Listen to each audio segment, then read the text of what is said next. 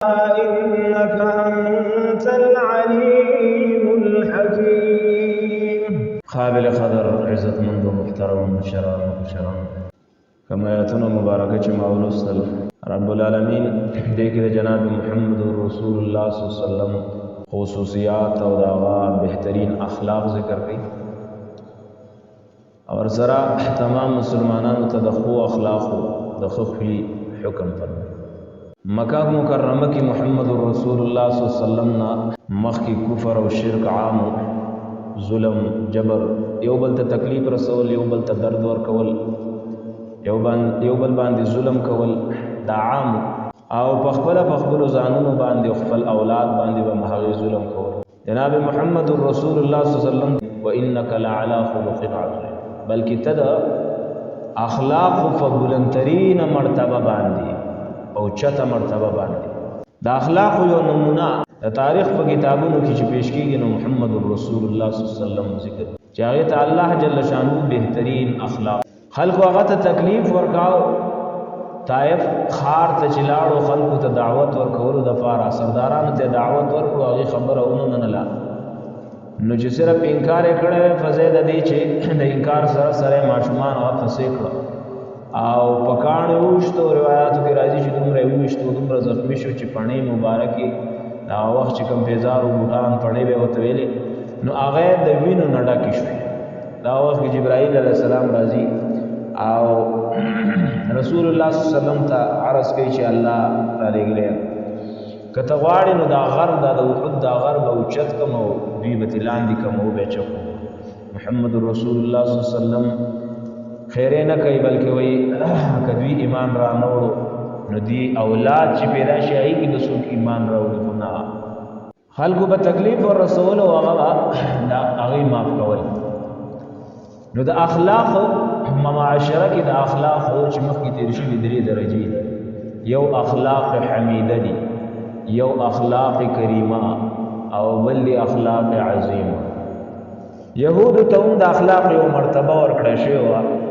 هغې ته اخلاق حمیده ویلی شي لکه هغې ته حکم چې چاره ته کم تکلیف ورسو هغه بدل دي واخله العين بالعين والأنف بالأنف والأذن بالأذن والسن بالسن والجروح قصاص اچادر والعين بالعين چادر استرګ واله استرګ لنده استرګ لنده والأذن بالأذن د غوږ په بدله کې غوږ بدله ده چا د چا غوږ کټ کړ په بدله کې دا غوږ وکړ والأنف بالأنف چا فوز خکړه بدله کې به هم دا فوز والجروح قصاص ټول زخمونه تکلیف یو انسان چې بل دور کی هغه په برابر یې سره نو دا چې چا د باندې چا سپېړه درکړه واپس سپېړه ورکړه دغه ته یعنی خپل بدل صرف واخلا ظلم مکوا اسینا هغه یو سپېړه درکړه تا دو درې ورکړي دا سینا نو دې ته اخلاق حمیده ویل شو دا يهود تور کړی دویم قسم دویمه مرتبه د اخلاق آغا اخلاق کریمه اخلاق کریمه او هغه عیسایان تور کړی شو او هغه ته حکم و چې څوک درته تکلیف درکې نو معافي کړي څوک درته تکلیف درکې نو معافي ورکړي نو دا اخلاق کریمه دې ته ویل شي او دریم مرتبه د اخلاق هغه اخلاق عظیمه دي نو دا دی امت تور کړی شوی دي رسول الله صلی الله علیه وسلم ته حکم فرمایي کوم ملګرو استا صحابه یا ملګرو چې کوم غلطي کړې ده فاعف عنهم هغه معاف واستغفر لهم بیا ولا بخنه وغواړه وشاورهم فی الامر تعلقات ختموم بیا وسره په کارونو کې په معاملو کې مشوره هم کوا نو مخکې تا يهود ته خپل بدل واخلا او عیسایانو ته چې تاسو هغه معاف کړئ تکلیف درکنو معاف کړئ بس او زموږ امت ته تاسو ته چا تکلیف درکو معاف هم کړئ او بیا ولا بخنه هم غواړئ تاسو هم معاف کړئ د الله نام ولا بخنه غواړئ چې پتاي ظلم کړی دی دې ظلم په بدل کې الله راوونځي وشاورهم فی الامر جناب محمد رسول الله صلی الله علیه وسلم ته خطاب کوي خطاب عام دی تمام مسلمانانو وشاورهم فی الامر دې سره بیا مشوره هم کوي معافیم کا بیا ولا بخنم غواړه او بیا وسره خپل معاملاتو کې ځان سره کینوا هغه وسره مشوره کوا رائے دې اخلا هغه لحاظ ساته نو ذکر الله جل شانه رسول الله صلی الله علیه وسلم ته خطاب فرمای و انک لعلى خلق عظیم تدا اخلاق په یو چته مرتبه باندې بلندترین مرتبه باندې یو يهودي کافر راغه رسول الله صلی الله علیه وسلم سره میلمش رسول الله صلی الله علیه وسلم سره میلمش وای میلمستیا وکړه شپه شو دا کافر يهودي د سره شپه دا رسول الله صلی الله علیه وسلم لا بخښه نه د شپې د پښمنی ټیم کې پښمنی نوړان دي هغه پاسه د وفاغه رسول الله صلی الله علیه وسلم سره خدای میلمه وفاغه بستر د میلمه ته چې خلک څنګه دا اکرام کوي هغه شانتي بستر وتا چول نو هغه پاغه بستر کې ډک او دسماته و کتلې چې رسول الله صلی الله علیه وسلم لا وښه نه دی فورن لاړ وته دې د پاره چې زړه ته تکلیف ورته چې رسول الله صلی الله علیه وسلم ته تکلیف ورکړ دا دغه د اخلاق او اعلی مرتبه او اعلی نمونه چې موږ ته قران کې الله فرمایي نو دا غړي مثالونه په روایتو کې راځي نو پاپا سي ته چې د عاصم مده ده چې لاړه سزا پورې مزله او کوریات چې زما تور خو الته پاتې مخکې وخل ګزار سره تورا ګرځولا لکه اوس چې باز خلک رومانچ ټوپک نو هغه نه تور الته پاغزه کې پاتې شوی و وریات شو چې زما تور خو الته پاتې شوی دا نو واپس را روان شو نو چراغه نو دا خیال یو چې رسول الله صلی الله علیه وسلم بلا فاصله نه سحر په وخت ډیر ده او هغه د شپې په اخر کې سکی پاسي سر لاشه متور راوالم چې هغه پاسي چیز بیا راوځي چې دې څنګه راغی او را داخل شو رسول الله صلی الله علیه وسلم را پاسې دل لګیا او هغه بستر پاک د چې په کوم بستر باندې ګندګي کړي و دا کو د سماته فکرو محمد رسول الله صلی الله علیه وسلم د جوان جان سردار امام الانبیاء خاتم المرسلین د تمام انبیاء امام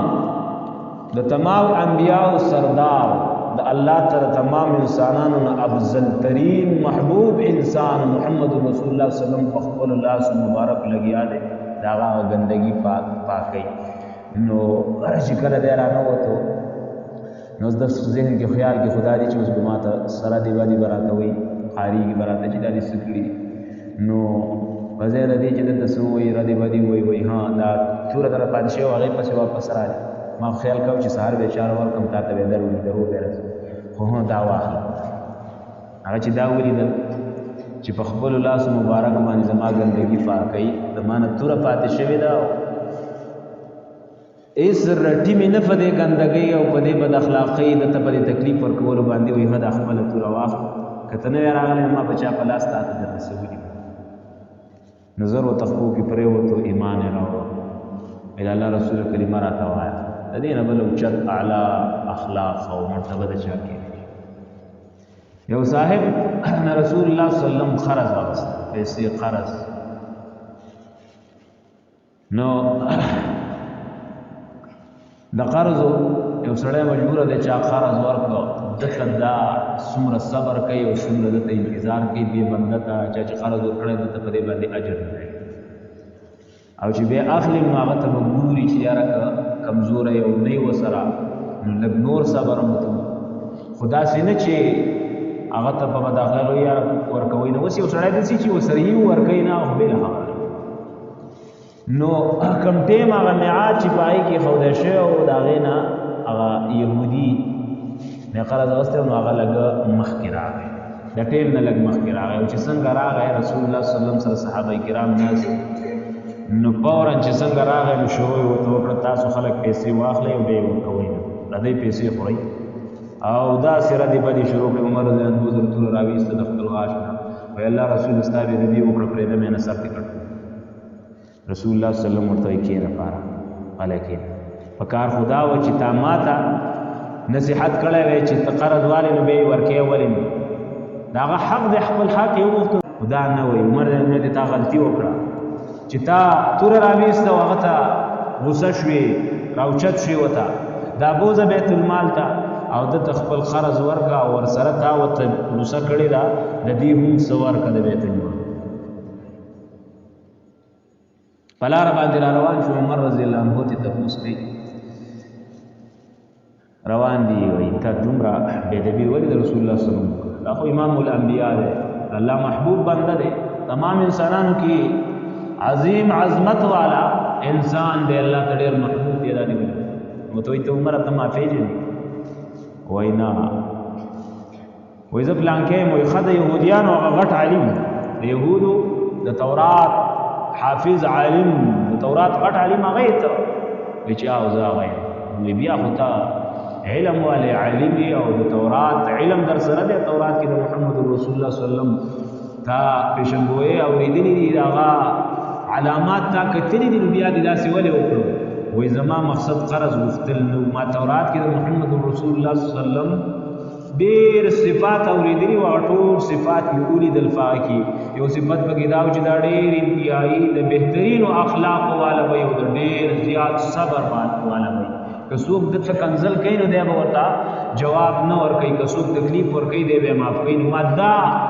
علامات د دلی دلی او دام بد کې لا نو لیدلی ما هغه معلومول ز اصل کې راغله په قرض پسنې ما دا علامات معلومول او هغه ماته معلوم شو ومې لیدل په خپل سترګو نو اوس ایمان راوړم دې د لپاره ما امتحان